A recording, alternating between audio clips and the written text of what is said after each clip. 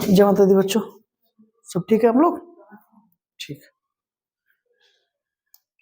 Linking verb चल रही थी तो उसी सीरीज को आगे बढ़ाते हैं। ठीक है, तो कुछ क्वेश्चंस को देखते हैं आज, हाँ, जिसके बाद की जो चीजें, ठीक है, एक खुल जाए।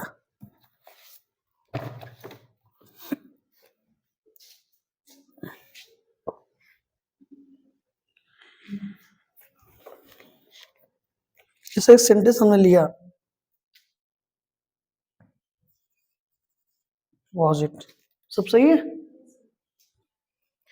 was it him, was it him who told you this story?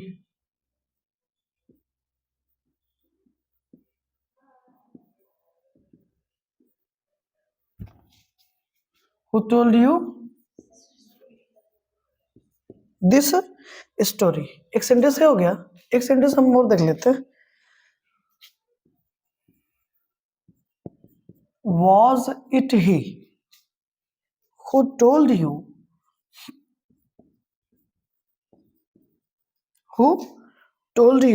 this story?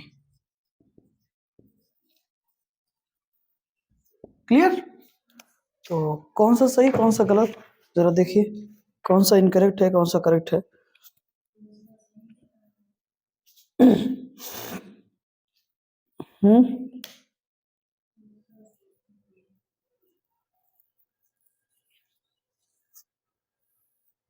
दूसरा क्या है? खुशी सही है, पहला गलत है, क्यों? हाँ हाँ हाँ, वहाँ पे भी उसका या फिर अगर वहाँ पे जहाँ हिम है, हिम के बाद जब वो लगा है वहाँ पे वो नहीं है तो भी करेक्ट है, और अगर यहाँ पे वो है तो ये तो सही है। सही, राइट। तो पहली चीज तो ये रिलेटिव प्रोनाउन है ना, ठीक है। was दोनों सेंटेंसेस में क्या है, तो कंफर्म है ना, राइट, क्योंकि इस क्लास में अगर आप देखेंगे तो कोई एक्शन नहीं हो रहा है, ठीक है।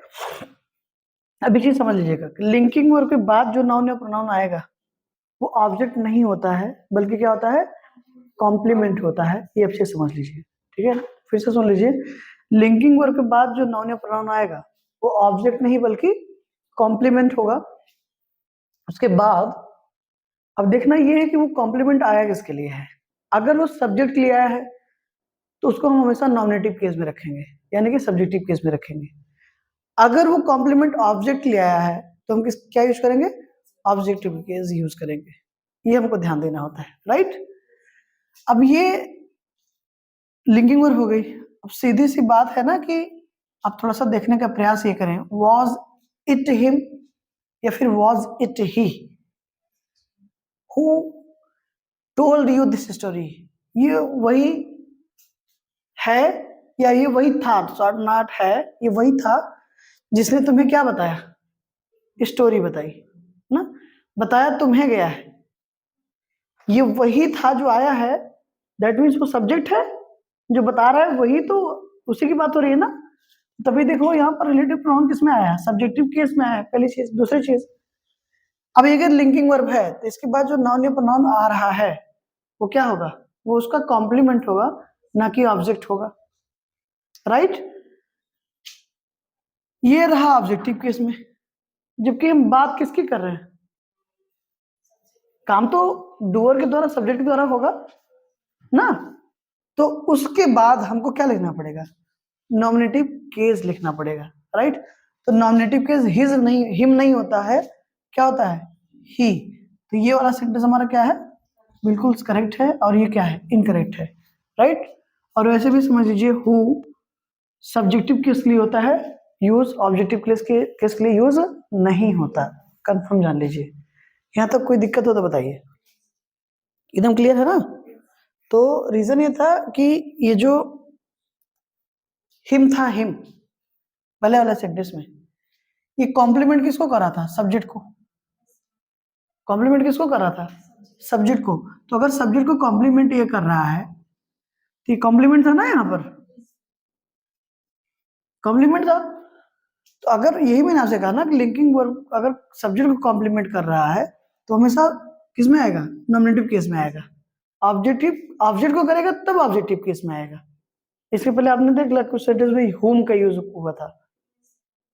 तो हु हमेशा नॉमिनेटिव केस को रिप्रेजेंट करता है, इसलिए ही होगा ना कि him. Clear?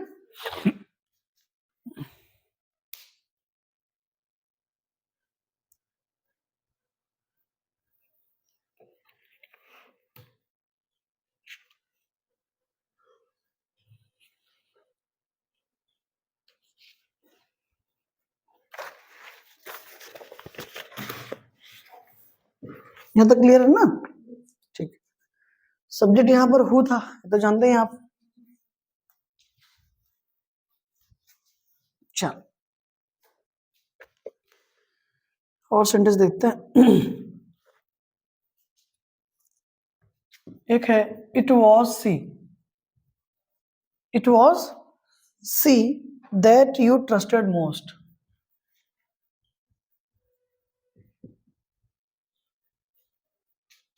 That you trusted most, पहला सेंटेंस। दूसरा सेंटेंस है it was her that you trusted most. ठीक है, फिर एक सेंटेंस है it was her, it was her that trusted you most.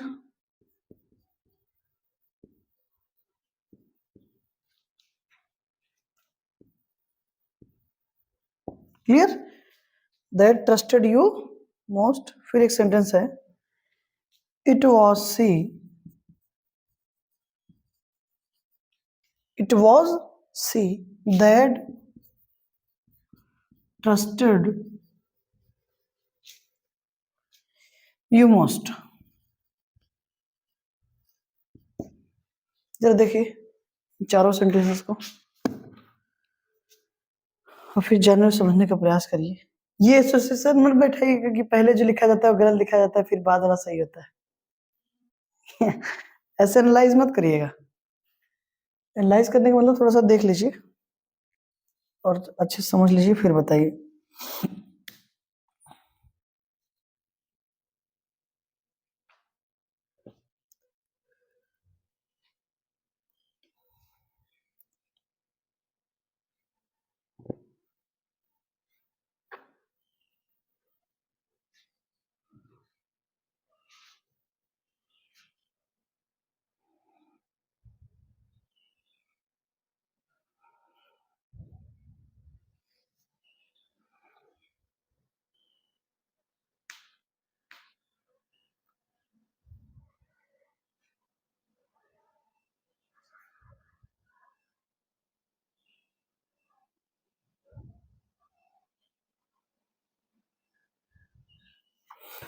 नहीं समझ में आ रहा है प्यारे?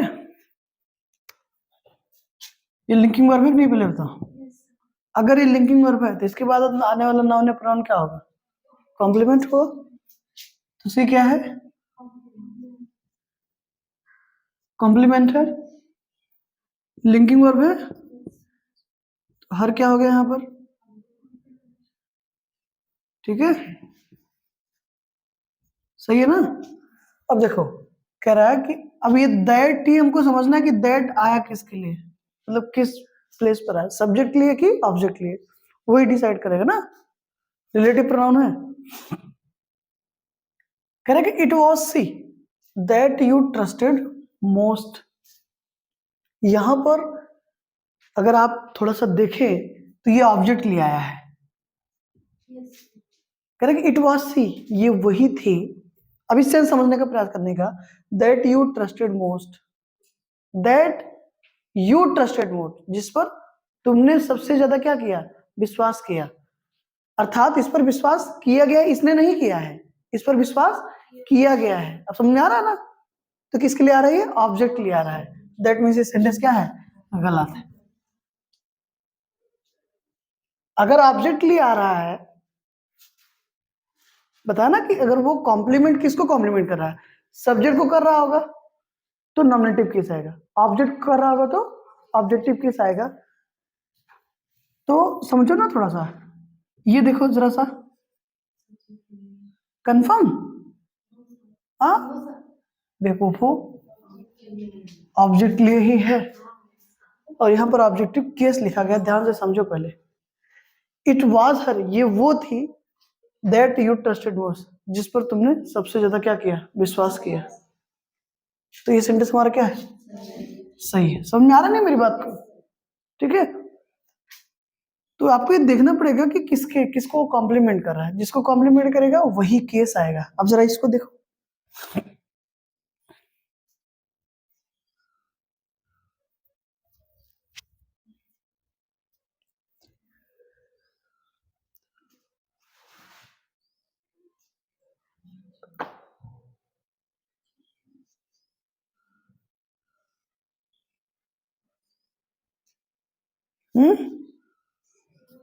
बहुत सेंटेंसेस बड़े अच्छे हैं चारों।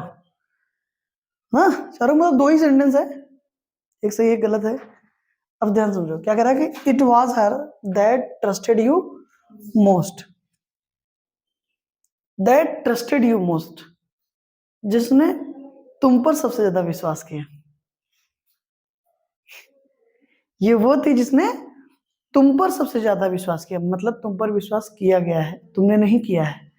तो इसका मतलब जानते हो क्या है? क्या है ये? दैट किसके लिए है? क्या समझे? तो अगर ये सब्जेक्ट क्लियर, अगर यहाँ इस सेंटेंस में कॉम्प्लीमेंट सब्जेक्ट को किया जा रहा है तो ये ऑब्जेक्टिव केस क्या कर रहा है? सेंटेंस क्या हो गया? गलत। और ये सेंटेंस हो गया हमारा सही, क्योंकि ये देखो ये नॉमिनेटिव केस में है। देख रहे हो नहीं? इट वॉज सी, ये तो क्या है? डमी सब्जेक्ट एक तरीके का, क्या बोलते हैं उसको?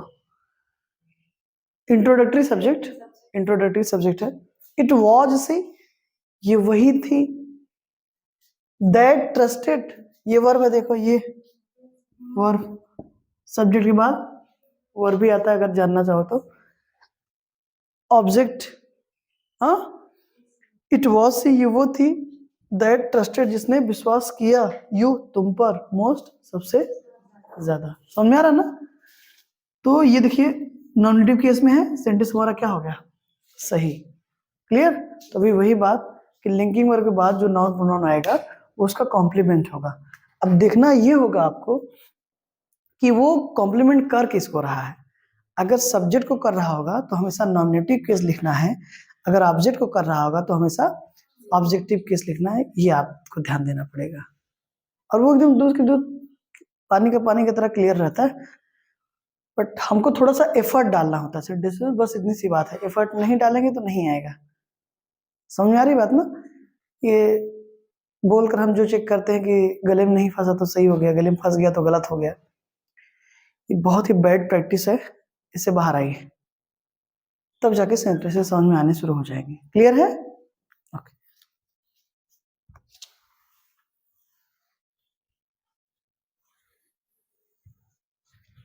यहाँ तक कोई इशू नहीं है ना?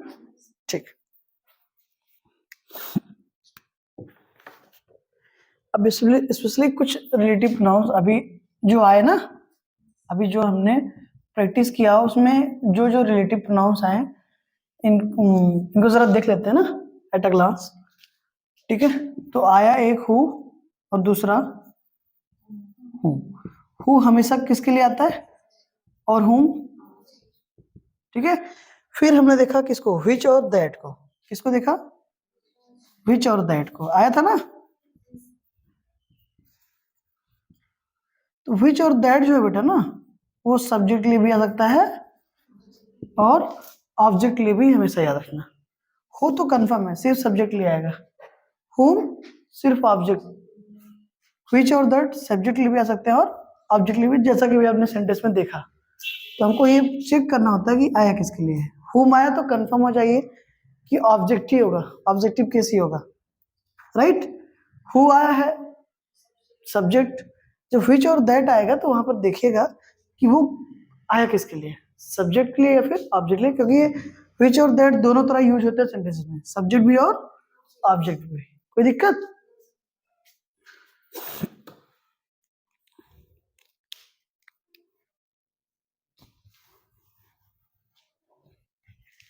यहां तक कोई इशू? कंफर्म है ना? ठीक है, थोड़ा थोड़ा ही हम देखेंगे। आज हमने 2 3 4 सेंटेंस जो भी एनालाइज किए, राइट। आज बिकॉज टुडे संडे ना, आज संडे का वक्त था तो हमने थोड़ा सा समय निकाला। अभी आगे की क्लासेस आपकी लिटरेचर की होने जा रही हैं ना। आज क्या है, एक्सप्लेनेटरी सेशन है आज, ठीक है, उसको कंप्लीट करिएगा। तो ठीक है, बाकी आगे की क्लासेस हम कल रन करते हैं, ठीक है ना। मतलब कल अभी लिंकिंग वर्ब भी चल रही है, तो आप जानते हैं कि बहुत हवा के हमको नहीं पढ़ लेना है, थोड़ा थोड़ा चीजें समझते जाना है। बस ये है कि जितना समझे, ऐसा ना हो कि अब पीछे आगे बढ़ते जा रहे हैं और पीछे भूलते जा रहे हैं, ऐसा ना। क्लियर है ना? धन्यवाद।